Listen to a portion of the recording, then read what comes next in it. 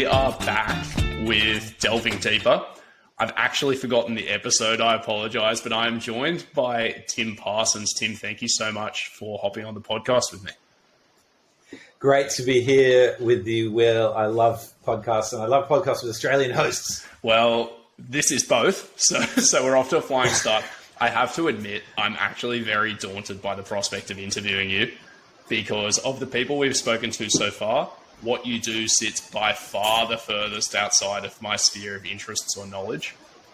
But for that reason, I also think it's probably going to be the most interesting for me. So, Tim, you are the head of the Australian Space Industry Association, or I believe the acronym's SIAA, so Space Industry Association of Australia. You're involved in a number of startups. You got your fingers in lots of pies. Do you mind if I ask you to introduce yourself and hit on the highlights? Sure. So I'm a dad. That's a highlight. I'm a husband. Let's start with the most important stuff. I started as a kid. I wanted to be an astronaut, so I went down this track in the 80s and early 90s of going to university and becoming an aerospace engineer.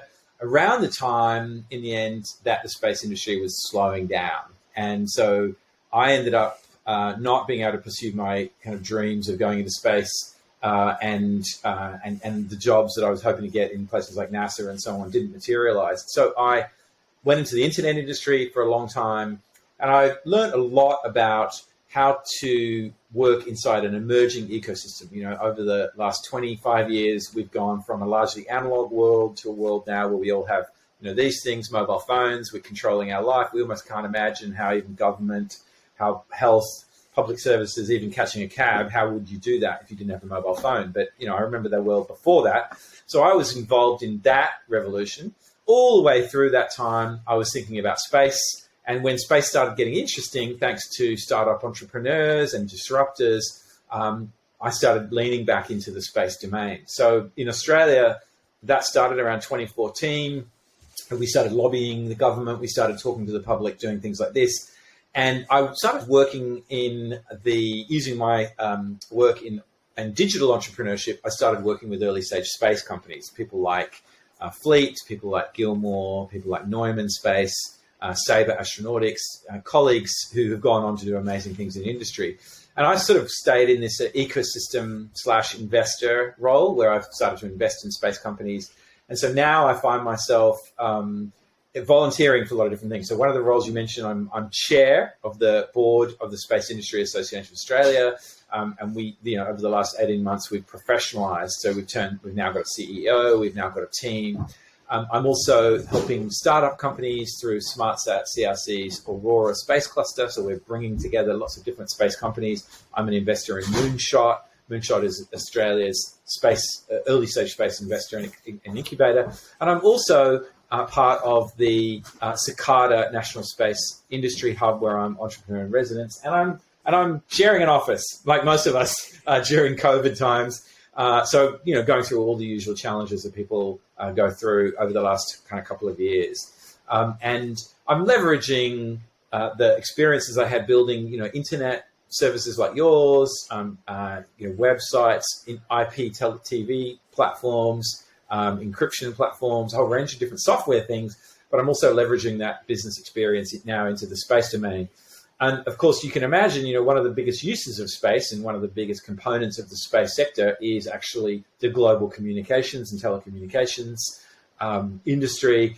It still comprises about 3/4 of the total size of the 370 billion US per year space industry. You know, about 250, 280 million, a billion of that is still satellite communications. And that's now starting to be disrupted with ubiquitous global broadband. People like Elon Musk is bringing in Starlink.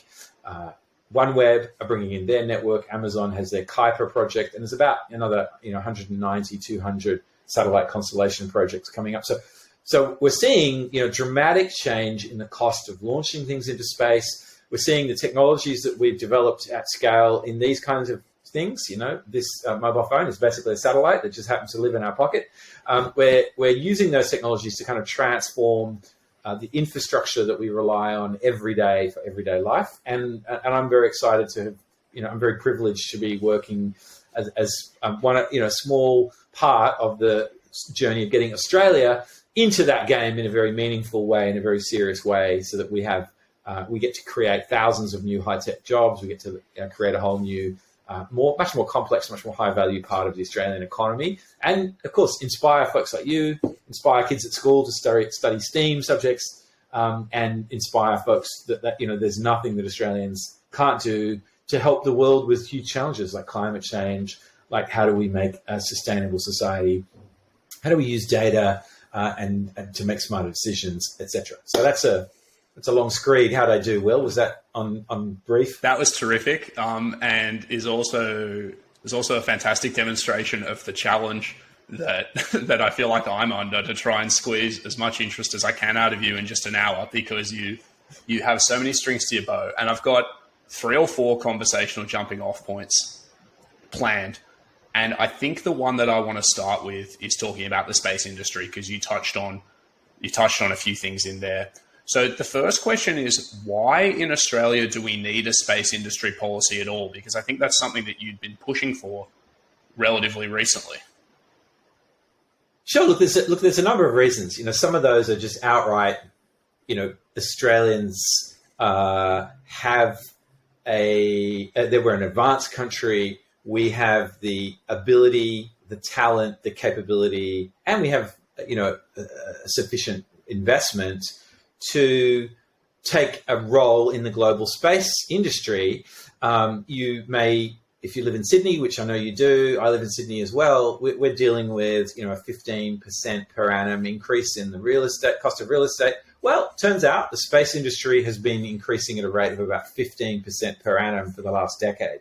So we kind of need to get into that industry if we're going to participate on it. So that's one, very black and white, prosaic business reason. The second reason is it turns out that our society relies incredibly deeply on space. Just an example, weather. If we didn't have space assets, we wouldn't be able to do forecasts more than 3 or 4 days out. And an incredible number of industries, incredible number of even our sort of plans rely on having decent forecasts that are at least a week to 10 days, 14 days out. We rely on telecommunications for an incredible amount of bringing people together, making things happen. Yes, a lot of the internet runs on subsea cables, it runs on fiber optic cables, it runs on coaxial cables, but an incredible amount also runs through satellite backhaul. And if we remove satellite from that equation, the network can actually become quite unstable. And thirdly, it turns out that global positioning satellites, GPS satellites, we now rely on those almost totally for timing. Every time you go to a bank, you take money out of the ATM, the timestamp that comes out comes from satellites. In fact, every transaction in the stock market, every transaction in any bank uses GPS time signals so that it's all perfectly in sync. We also, of course, use GPS for positioning. So logistics companies, people who are doing precision layout of building sites, and even tracking where workers are on building sites so that there's an understanding of whether they're in a danger zone vis-a-vis some heavy machinery. That's all now starting to be done using GPS. Of course, we don't need to talk about precision agriculture.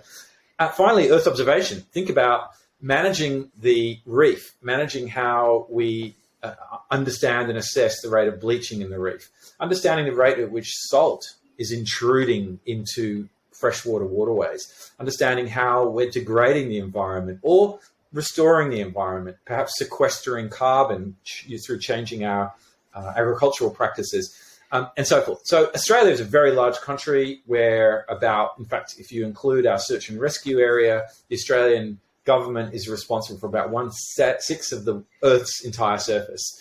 And so we have a very large footprint, and we need space assets, Earth observation, communication, positioning, navigation, and timing to deal with that effectively, cheaply. Now, long preamble to why should Australia get involved? Turns out every single one of those assets is owned by overseas countries. Turns out almost every single part of our society now, thanks to the mobile phone, is somehow or other entangled with services that are owned and are operated by countries overseas. And so in 2022, when COVID has taught us, and various political developments in the world have taught us, we actually need to be a little bit more resilient as a nation. We need to be a little bit less dependent on services from overseas. We've decided that Australia needs to own and operate its own space infrastructure beyond just the satellites that people like Optus operate. We now need to have our own Earth observation satellites. We need to have positioning and navigation and timing. We need to have a fallback position so that we can manage huge disasters like fire, flood, tornadoes, you name it. So that's the why right there. How did that do, Will? Make sense? Again, that was terrific. Something that I have sort of been grappling with in thinking about this conversation is this idea that spatial factors on Earth can determine our footprint in space. And something that I often hear is that Australia, just due to our geography, has a bit of an advantage in having a space industry because, we've got desert with very clear skies, say. But also, like you said, Australia, due to its large landmass, also has an increasing need for those observation capabilities and things like that. How is it that geography and geopolitical factors are impacting the way in which industries are operating in space, or the way in which economic competition is happening in space? So you would imagine, just like airspace can be contended, right? So in Northern Europe, in the US, there's an incredible amount of aircraft. Australia, we have a lot less aircraft. In the Canberra, Sydney corridor, it is one of the world's busiest air routes. But beyond that, actually, our skies are quite clear. Also, most of our population centers are on the coasts. And so we have this large interior, which is electromagnetically very quiet. So that's useful for science. It's useful for radio astronomy. And it's also useful for things like detecting spacecraft from the ground for space situational awareness. So in Geraldton, for example, as well as other places like Tasmania, there are very, very sophisticated, globally impactful radars that are used to pick up space debris and to get accurate positioning for satellites in orbit.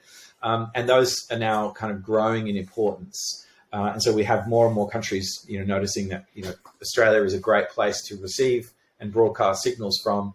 We have the ASCAP, the Australian Square Kilometre Array Pathfinder, which was a big astronomy project that's been running for the last few years, generating petabytes of radio telescope data. And that's allowed us to also win a big chunk of the major space Square Kilometre Array program, which is a massive global astronomy program, which will link in with things like the James Webb Telescope just launched and now in commissioning. So geography definitely plays a big role, and also geopolitics. So let's look at our position. We're immediately to the south of one of the world's most dynamic and largest economic regions. If you look at ASEAN, just put China to one side, look at ASEAN. ASEAN is about 600 million plus people. So another way to think about that is 100 cities the size of Brisbane, at least, and all the way up to the size of Sydney, scattered across an area to the north, immediate north, within an hour or two of our time zone. And so those countries, those middle classes, all levels of society there are rapidly digitizing. And so there's a huge opportunity for us to actually provide services from space, for space. And a number of companies have already raised money in Australia and are now delivering services throughout ASEAN and even the Asia Pacific, so out into all of the countries across the Pacific who have an Australian base.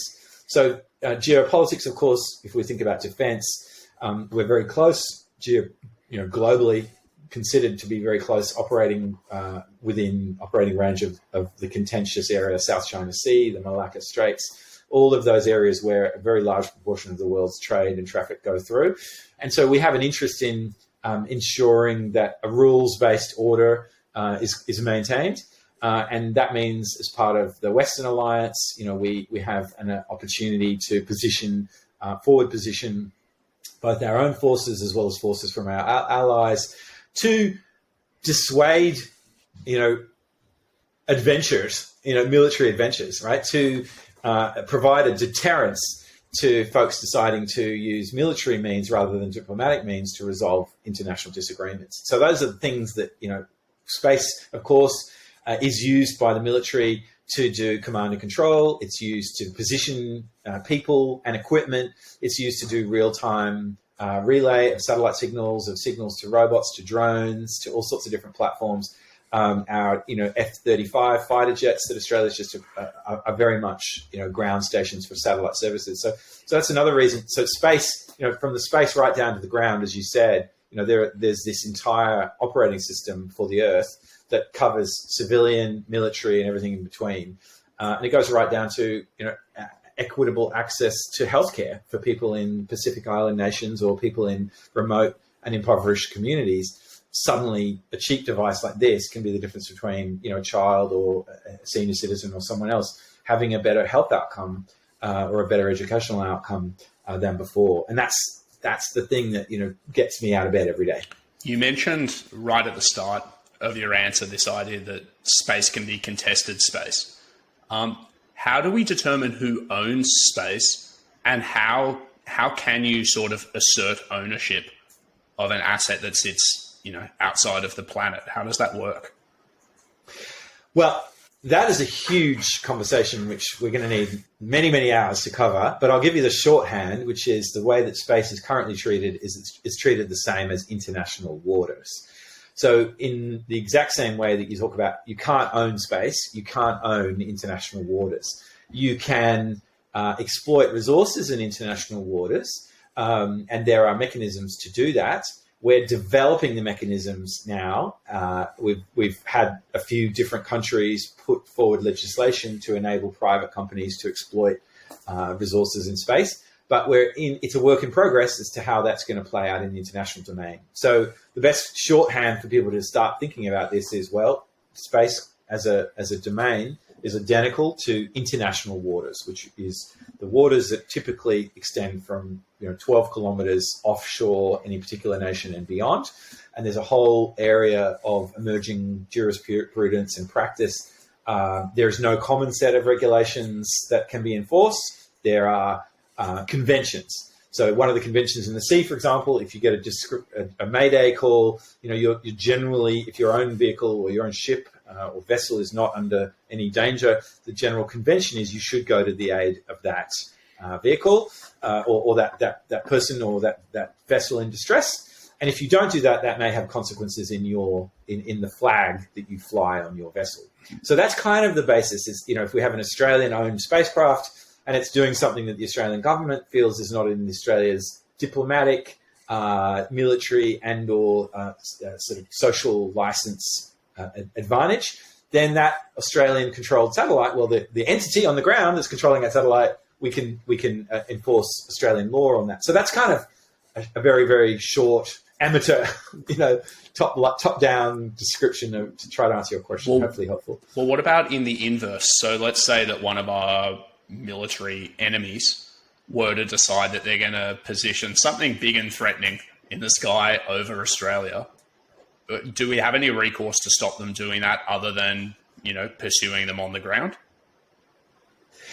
Well, effectively, we don't. So currently, you haven't got the ability to say, let's just pull a cover over the whole country. That's one of the other things about space is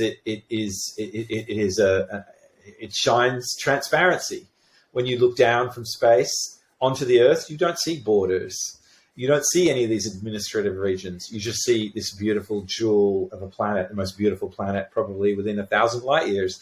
And so if you're trying to do something nefarious on the ground, good luck, because it's going to be seen. So if we feel threatened by, for example, an adversary decides to park a satellite in geostationary orbit that just happens to hover over Australia, there's not a lot we can do other than protest it through international bodies like the International Telecommunications Union or the UN or other bodies. So really diplomatic pressure, which is not to be underrated, by the way. The diplomatic pressure, economic pressure, and so on are the tools of international diplomacy. But certainly, if we were to decide, okay, well, let's shoot that down, let's use a missile and destroy that vehicle, well, that would create a whole lot of other problems, space debris, for example. And that would also reduce our global social license dramatically, showing that we're not a responsible actor in space. So countries such as China, Russia, North Korea, Iran have at times, according to the Western view, have at times operated without that larger responsible rules-based order in mind. in the ocean and in space. And we had a recent anti-satellite missile test by Russia that was very, many people condemned it as being very irresponsible because it has caused will cause a future, set of problems for the space domain. So I think Australia, we have to balance up a whole lot of different, factors as a small to medium-sized kind of country in terms of economy and throw weight and so on in the international stage. Hopefully that answered. That gives you some answer. No, it does. I want to sort of tie it into one of the next of my questions. In your writings, you spoke, and in your earlier answers, you spoke about sort of all of the reasons why we need to be in space. You spoke about economic opportunity, but there is also that overlying need to have a presence there to maybe defend our interests. And what I gathered is that Australia only established a space agency in 2017. What prompted that change? And I mean, am I correct is the first thing, but what prompted that change? Was it opportunity or was it paranoia or both? I think it's opportunity mostly. We have, as a country, we've been we're a little bit like the Google. Google was the last search engine. You could argue, right? They didn't use first mover advantage; they kind of used last mover advantage. So we've been playing a role in the global space community. We host, for example, NASA's Deep Space Tracking Network. We host one of the three anchors of that Deep Space Tracking Network that NASA uses for all of their missions. And in fact, we control that entire network for up to 10 hours a day. So we have scientists, researchers who are involved in an incredible plethora of global space science missions. We have engineers, we have folks from your age right up to old farts like myself, scattered throughout the global space industry. So Australians are involved in manned space flight, they're involved in Earth observation, they're involved in innovation telecommunications right around the world, and have been for many, many, many years. And so when we've been using data from space, we've been freeloaders in many ways and using data from other countries, such as Inmarsat from the US and the European satellites, Sentinel series to manage our country. And then what we've done is we've done a lot of the work on the ground, in software, and fusing those data sets together, in calibrating and validating Earth observation imagery across multiple climatic and soil zones. Australia has incredible range of soil zones from tropical right down to temperate rainforests and everything in between. So we have this ability to do a huge amount of science. So we have been involved. The timing was really come because the cost of getting involved, the cost of Australia building and operating a satellite used to be billions and billions of dollars. And we sort of said, it's just too expensive for us. And so we've never been able to really close a convincing, compelling business case, with the exception of telecommunications, thanks, and hence Optus and their NBN satellites. 2017, it really had become apparent that the cost of building spacecraft and the cost of launching them into Earth orbit and beyond had dropped by about 100x, right? Literally 100x. So suddenly a spacecraft that might have cost you $100 million in 2010, by 2017 was going to cost you as little as $500,000, right? Maybe even in some cases, $250,000. That was the level of dramatic change that we'd seen. And so I think the government kind of realized, in the same vein that we'd seen, push towards Australia becoming a smarter country, towards leveraging its brain power rather than just digging things up or, primary commodity-based economy, that we need to drive towards a complexity that we see in our financial services industries, we see in our sort of service and software industries more generally. We need to do that across the whole of our economy. So the space agency that we have was relatively easy to do as well. It's not, the one that was announced in 2017, the space agency we have today, is part of the Ministry of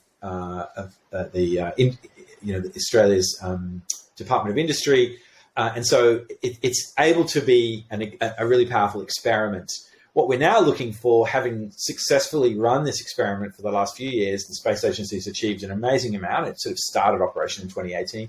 It's achieved a huge amount of international agreements. It's created some very powerful roadmaps that people around the world are acknowledging are excellent. It's created an awareness that Australians can take a role in space globally.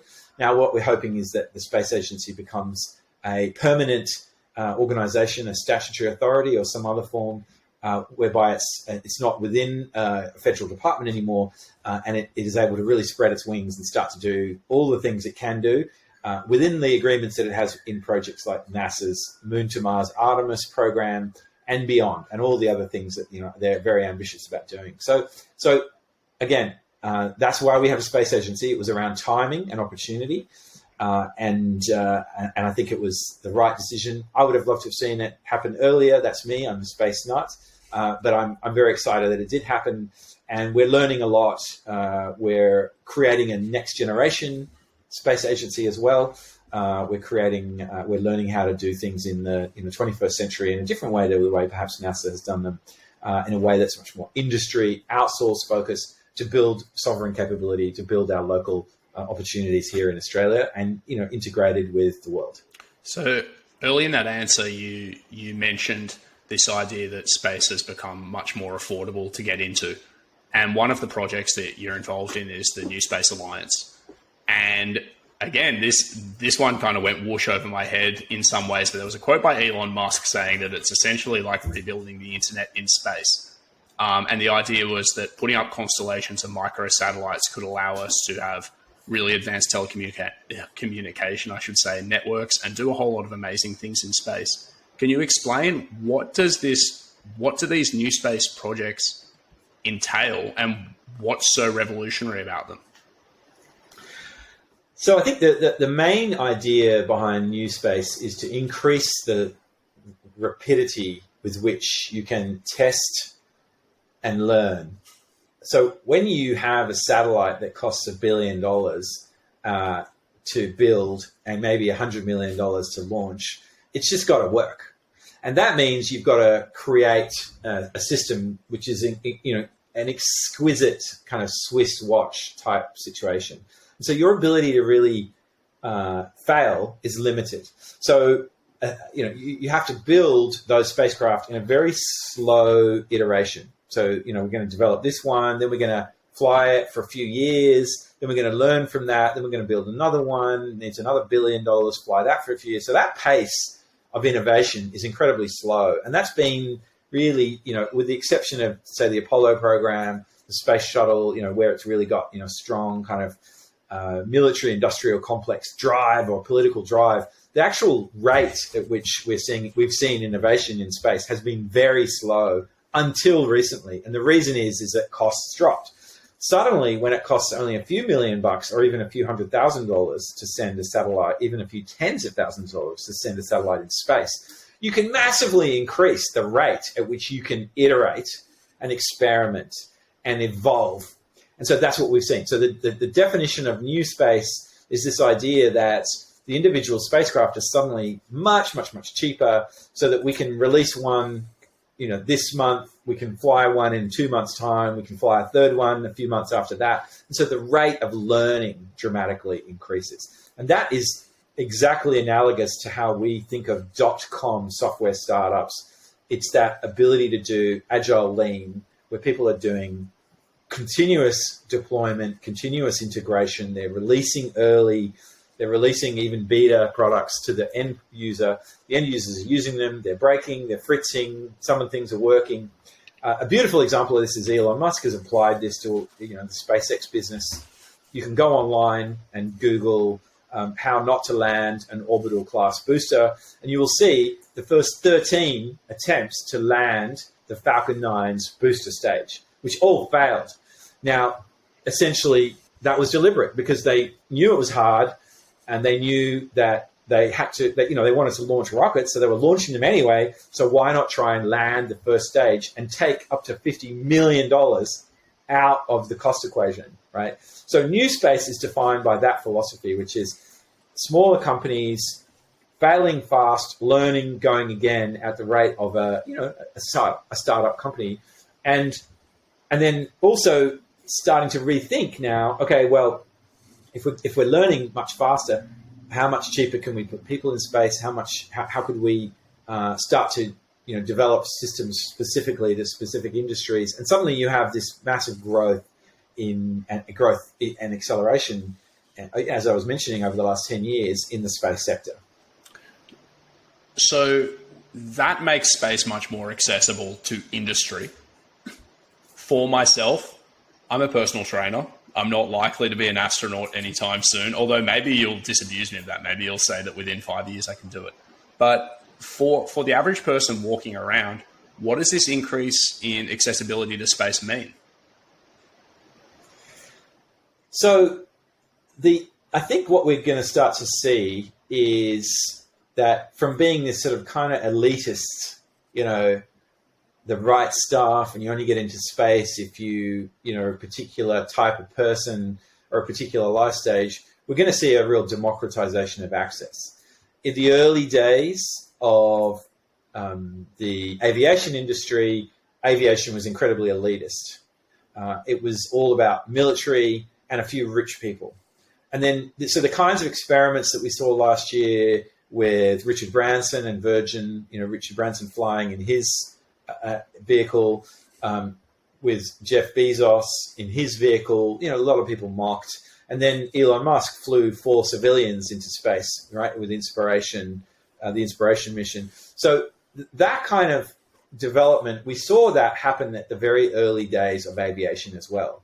And then in those early days, 20 years after that early stage, you move into the late 30s or the post-World War II era, and suddenly aviation went from being something that only rich people did to something that anybody could do, right?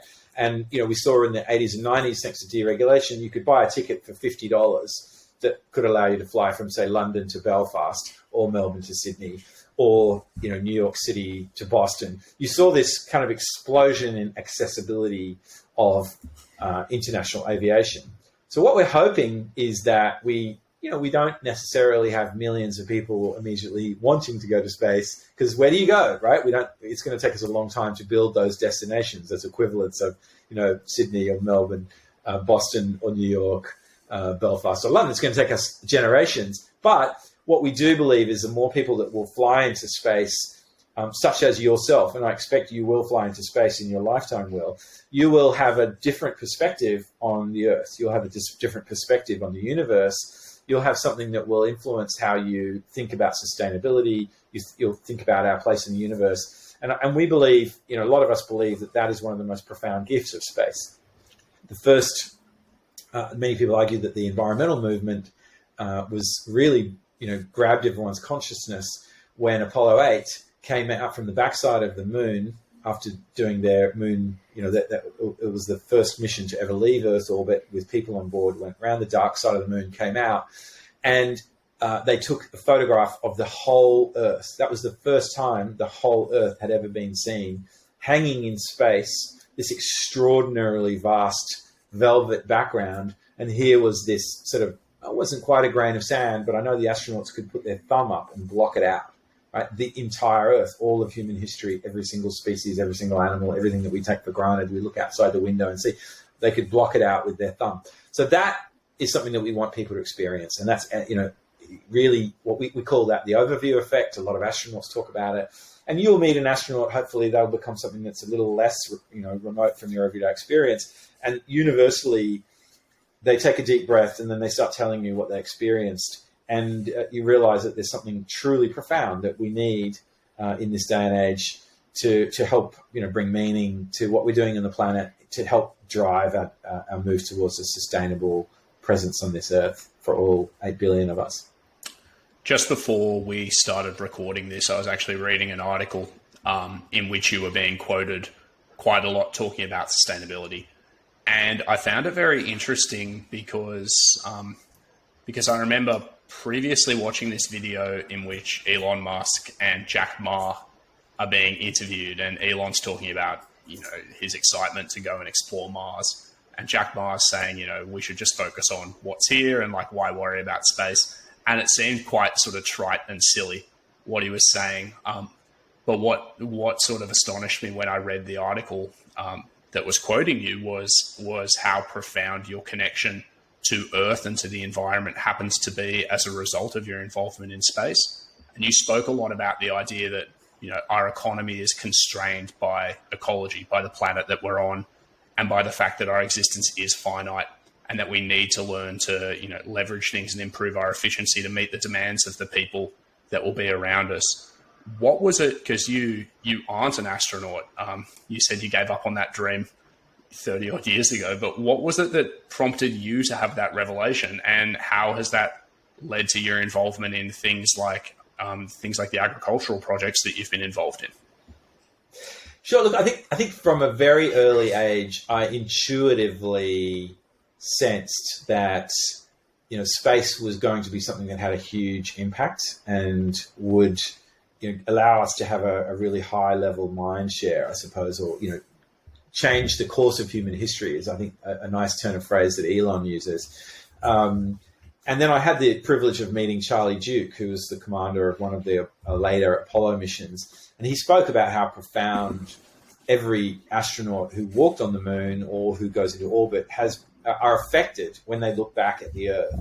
So ironically, traveling to Mars, and as we really dig into what that really truly means, has revealed the million ways that the Earth provides services to us. The level of radiation that we experience directly correlates to the Van Allen belts that protect us from the sun's solar plasma. And the protection from the sun's solar plasma means that we have this beautiful atmosphere, 1 bar at sea level, that allows us to take a deep breath.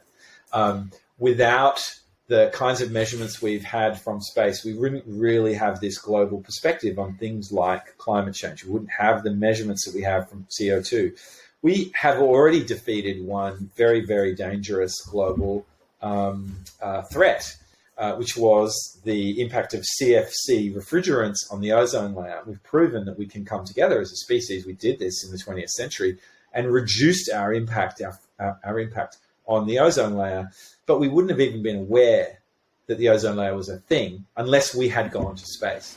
So I kind of agree with both speakers in a funny way. If we want to save the Earth, we do definitely need to put an incredible amount of effort into managing this planet. Where is the best vantage point to see the Earth from at scale? Space. If we want to understand what it takes to live and what the things that we are given, from our gut bacteria, right through to the kinds of foods that we eat, right through to how our bodies evolve as we go from being young to old, imagining that we're going to have people living on Mars, where an enormous amount of those things are withdrawn, will teach us how incredible the Earth is. So my belief is those are two sides of the same coin. You mentioned climate change, and in the same breath, we're saying, we need to be going to space to really give us that vantage point. One of the criticisms of space travel that we so often hear is that it's so energy intensive to get a rocket from the Earth's surface out of our atmosphere. What would you say in response to that? It is incredibly energy intensive, but it takes not electrical energy. It takes oxygen and methane in the most sort of greenest solution, oxygen and kerosene in more of a fossil fuel kind of approach to get out of Earth's orbit and get to Earth's orbit and do things in space. And that's just the reality of living at the bottom of this gravity well that we're in. But, another argument that people use is, why are we spending all this money on space? We should be spending that money on the Earth. We spend an incredibly small amount of money on space as a proportion of our annual expenditure. Even the US, which spends more money than the rest of the world combined, probably spends less than a few dollars per head of their citizenry a year to drive their entire space program. So people talk about ROI of space. The Canadian Space Agency has done a number of studies on this. Their belief is anything between every dollar you spend on a space infrastructure will return something like $7 to $11 to the Earth and to our economy on the Earth. So I think that the fact is it's all part of the same fabric. You rhetorically can try to separate the Earth from space, but as I mentioned, a day without space right? Is a day where your phone stops working, the financial system grinds to a halt, you don't know what the weather's going to do, and things like agriculture, supply chains, and so forth start to break down. An interesting piece of data that I did learn in my journey and my work in the ag and food sectors, the average city, the average advanced city in ASEAN or in Australia, if you cut it off from its surrounding countryside, it probably only has anything from 24 to 36 hours of fresh food on hand. And after about 24 to 36 hours, you have no fresh food in a city where most of our population live. So think about that, right? And you realize, gee, anything we can do to make sure our earthly supply chains work will keep our children safe, keep ourselves fed, keep everyone comfortable. And space is integral now to doing that efficiently at the lowest possible footprint. And what we're ambitious to do is, as we get even better and create even better space services, we'll be able to continue to lower our footprint and make sure that we can live within the planetary boundaries that the Earth offers, which we are not doing. We are not doing. I have some pessimism, I'm sad to say, about, in fact, a lot of pessimism about our responses to climate change and about humanity's ability to deal with global scale problems, because so often cooperation just seems to fall apart. And you mentioned treating space like international waters, and we know that overfishing occurs in international waters and so on as well. Like, I have all these reasons to doubt that countries that are wanting to act in their own sovereign interest will act in the interests of other people. And the idea of space debris potentially limiting our ability to access space and use it to solve some of these earthly problems worries me a little bit as well. Does that worry you? Does the mismanagement of space worry you, or do you think that we'll cooperate and use it well? Look, I think that if I want to kind of run with that mindset and say let's be a little bit cynical and let's talk about self-interest, right? So it turns out that enlightened self-interest, or self-interest where people are extending the horizon of their self-interest beyond the current quarter, they're thinking about, I want to be in business in a few years' time, is an incredibly powerful incentive to take action and invest in things that benefit the commons. So also a lot of the things that people have done to preserve assets like global fisheries don't get in the news, right? You don't get the shaggy dog story about the fact that McDonald's or Walmart approached fisheries all around the world and said, if you don't stop fishing sustainably, we're going to stop buying from you. Start fishing because sustainably, I hope you mean. Right. If you don't... I was going to say, wow. If you don't start fishing sustainably. We want to be able to sell a fillet of fish burger. We want to be able to offer perch to our customers in 5 years' time. That's a big business to us. And we come and buy from you as a fisheries co-op, and we spend millions of dollars every year. We're going to stop spending that money with you unless you prove you can do this sustainably. Now, because we know that if you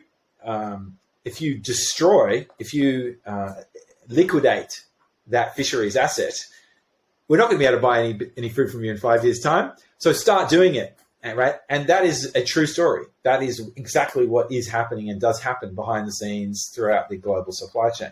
So I think the answer is, no, don't think that it's all, puppy dogs and everything's going to be cool. Yes, there's tensions, there's things that break, it's messy, sometimes it's depressing, it's terrifying, plastic waste. Why haven't we stopped using, single-use plastics?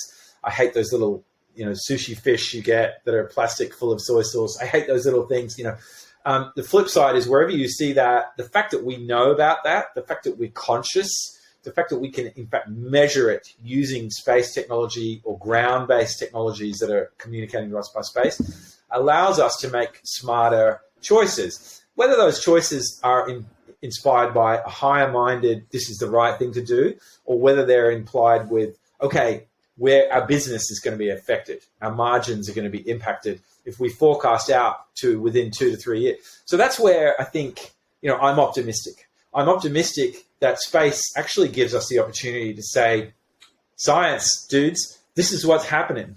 And the business community really respects evidence. I wish the political class. I wish the dynamic of how public opinion is manipulated and formed and so forth at times was a little bit more thoughtful and looked at the evidence. But the business community, for all their flaws, do actually listen to evidence. Even the polluters, as we now know, knew about climate change decades ago, decided to take certain action, which is damaging their share prices now, is damaging their social license, is only going to accelerate the transition away from fossil fuels, right? So I'm optimistic and hopeful in the sense that I do believe that we are capable of creating narratives, which is the incredibly powerful work that you do, Will, as a species, that will help us make better choices, change the path. We need to keep having these conversations like the ones that you're instantiating so that it shifts our buying choices as consumers. It shifts the things that we think are important, and we transition from. And I'll give you another perspective. If we think about fossil fuels, actually we should be incredibly grateful to the coal industry. We should be incredibly grateful to the oil industry for all of the things that they've made possible over the last decades. Right? They've created this incredibly safe world for our children. They've lifted the average. Life expectancy, the level of the standard of living and so on. Thank you so much, fossil fuel industry. We'll take it from here, right? And can you hurry up and transition from being a carbon generating industry, use all the incredible technologies you have to pump fluids, to capture gases, to transform things, to sequester CO2 out of the air, to store the sustainable generation that we're getting from wind and solar into dispatchable power in ways that don't destroy the earth. Hurry up, guys, because we know you can do it, right? So moving from a shame-based stop, you people are bad paradigm towards a thank you, and now we're going to transition, jump on board. That's a big part of also how I like to see us use data from space, how I like to see the evidence, and of course, maintaining the rage around the rate at which our glaciers are melting, the rate at which sea level rises are accelerating, the rate at which species are being lost. This priceless, asset that we all enjoy, that we're all blessed by, that the Earth gives us and gives our economy. We're a subsidiary. Everything in Australia that the human beings do, our entire economy is a subsidiary of nature. FYI. And I think that's the important message that we've had, and space reinforces that message, I believe. It occurred to me as you were saying all of that this idea that like a long-term view, I think you said like if you have a long-term view in business, then it tends to mean that you take actions for the good for the commons. Whereas politics seems to be informed by short-termism more and more, sadly. But that exact fact makes me really pleased that space is becoming more accessible to industry through the things that you're doing. I think that in and of itself is a huge, huge benefit of the work you're doing. So thank you and well done, I suppose, for what it means. There's one question I have to ask you because I won't be forgiven by my friends if I don't. What's your stance on aliens? The hard questions are done. Or the hard questions are beginning. I don't know. The question about aliens, I always turn to a question around the scale of the universe. I have my own pet theories. One of my pet theories is we're in a park. We're the equivalent of the white rhino sitting in some park, and the aliens are all just making sure that we're okay, and that we don't blow ourselves up, and we get to a level of development. That's one of my theories. I've actually walked with white rhinos in a park.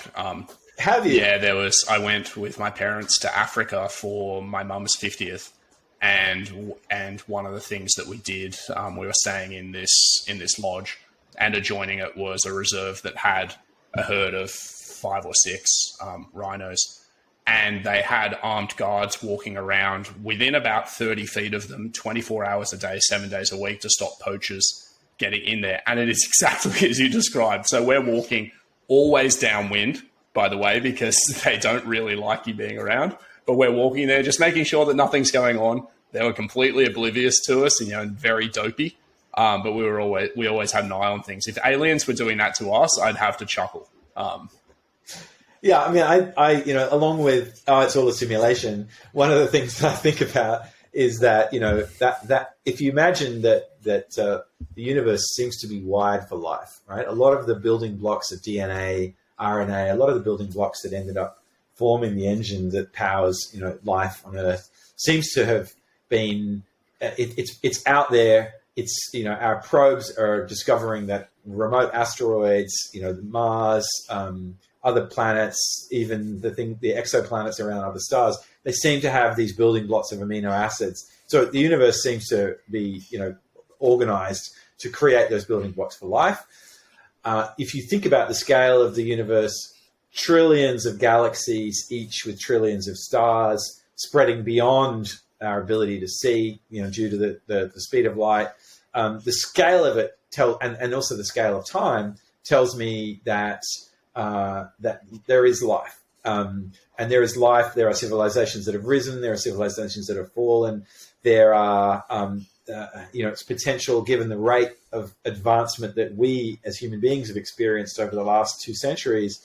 It wouldn't surprise me if these advanced species have even conquered time itself, time and space itself, and quantum mechanics is already starting to reveal that we all live in multiple timelines and that we're quantum creatures, in ourselves. So there's a whole nother conversation, that we can go down, a rabbit hole that we can go down around that. So I think, aliens, hell yes, I definitely believe that there are, galaxy spanning civilizations.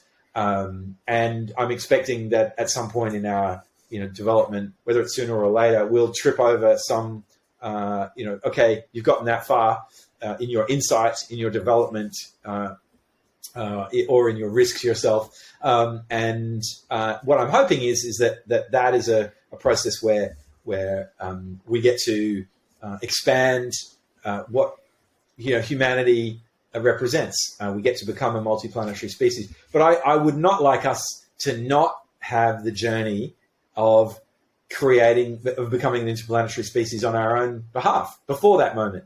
I would love that as beings that we become a species that can travel to other stars. I'd love to develop exotic forms of travel. And then at some point that qualifies us to, okay, you're ready for this psychological shock, aliens. So I think that would be healthy. These are my kind of ramblings. I'm actually I'm glad that you're optimistic's the wrong word, but I'm glad that you're sort of excited by and open to the prospect of there being aliens. I don't really have very strong thoughts about the topic. I, like you, think just on a purely probabilistic basis, there's got to be life out there, but whether they visited us is another question. But I'm just excited that you didn't immediately poo-poo it. I think it's a lot more fun to speculate. We spend so much time dealing in facts. Occasionally, just saying there's probably aliens out there is fun. So I'm glad you did that. If you had the opportunity to broadcast just a few bits of material about humanity to other species, you're making like humanity's little Tinder profile to show to other alien species, what would be a couple of things that you would want to show them? Wow. Now, that is an amazing thought. I'm a fan of what Carl Sagan was able to achieve with the Voyager spacecraft. I'm a fan of the fact that he shared the sounds and images of the Earth. And he also shared, a Leonardo da Vinci-esque view of, male, female. I think that it would be hard to top those things, frankly. So perhaps a way to share our comic take on the universe, a way to share some of our thoughts on, how life is kind of beautiful and also absurd. Perhaps something that was a little bit more, poking fun at life itself, especially as Australians. I think that'd be important that we do that. So I think something that is both simultaneously, huge gravitas. This is clearly from someone who is an advanced intellect, and at the same time taking the piss. That would be, in my view, the thing that we could share as human beings. And I think that would earn us, lots of points in the galactic community. Okay, these guys don't take themselves too seriously.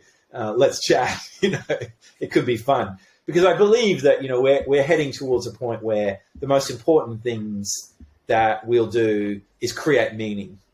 I believe that ultimately we will create all of the systems that will feed us, clothe us, deal with our basic Maslow's hierarchy of needs, and do so in a sustainable way. And we'll do that. Those things will eventually mean that we don't have to necessarily work for a living. Work being, have to struggle to survive. When we don't have to struggle to survive anymore, okay, well, what do we turn our attention to? And I think most people will need to turn their attention to understanding, exploring meaning. The original Adam Smith, who is seen as the sort of father of the thinking around capitalism, he defined capitalism as the next transaction is cheaper. It's not the rich get richer. Sorry, that's not capitalism, right? It's not big mega companies. That's not capitalism either. That's rent seeking. Capitalism is the next transaction gets cheaper. And his view, and he wrote this in the 18th century, was if the next transaction is always getting cheaper, ultimately human beings won't have to do menial labor or even deal with that anymore. And they'll be able to get on with more important things like art, philosophy, music, creativity.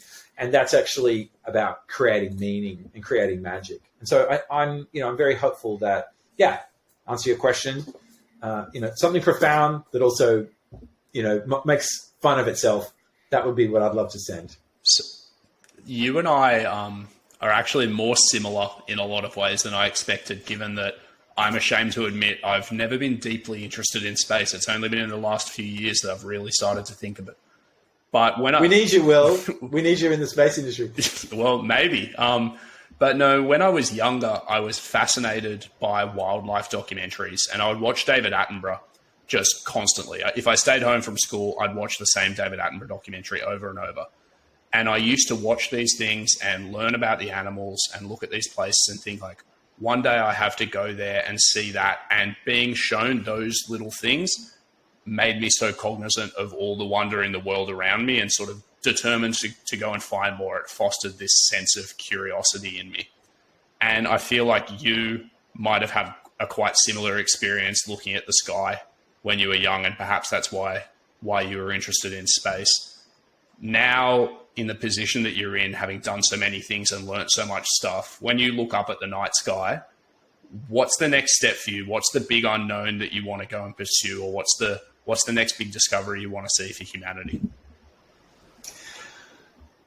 Wow. Well, I suppose I'm very much excited to see how different people in different cultures unpack this idea of living in space, thinking about looking back down on the earth, thinking about the same way that we think about the ocean as this place of infinite possibility. So for me, I want people to feel that feeling that anything is possible, and that there's an infinity of things to ask why, to learn from, to experience, to explore. And I feel like looking up at the sky can teach us, to step out of the everyday humdrum. We're parents, we're struggling to pay bills, we need to pay rent, or we need to, we've got exams coming up, we've got, situations at work, we've got situations in our personal life that we're dealing with. At the same time, when we look up at the night sky, when we look out at the horizon of the ocean, we're able to touch infinity. We're able to touch the sort of true essence of our being, which is really, that we're creatures, in my view, creatures of light and creatures of possibility.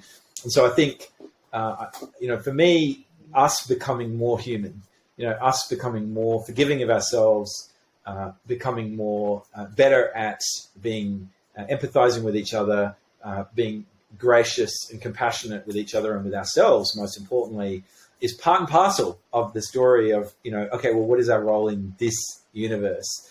How do we bring life into this universe, which, if you think about it, is extraordinarily vast and empty, and yet we're also connected to it on a supremely profound level. So I don't have answers for you, Will. I think I have a plethora of questions that I'd want everyone to go and explore in their own way, and I'd love to. I want to hear what other folks believe, but that's kind of what I believe. Well, that's very much the ethos of this podcast, is sort of be exposed to some of the wonder around you, because it'll enrich your experience of the world however you go through things. Tim, this has been an absolute pleasure of a discussion for me. I feel like I've learned a lot. I've got a lot of Googling to do tonight to further educate myself. Thank you so much.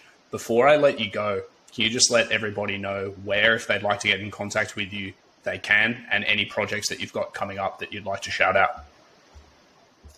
Wow. Well, yeah, I mean, you can get in touch with me through LinkedIn. You can email me at tim@parsons.space. Projects coming up that I'm excited about: the Waratah Seed rideshare mission. We're looking to fly a range of payloads into space.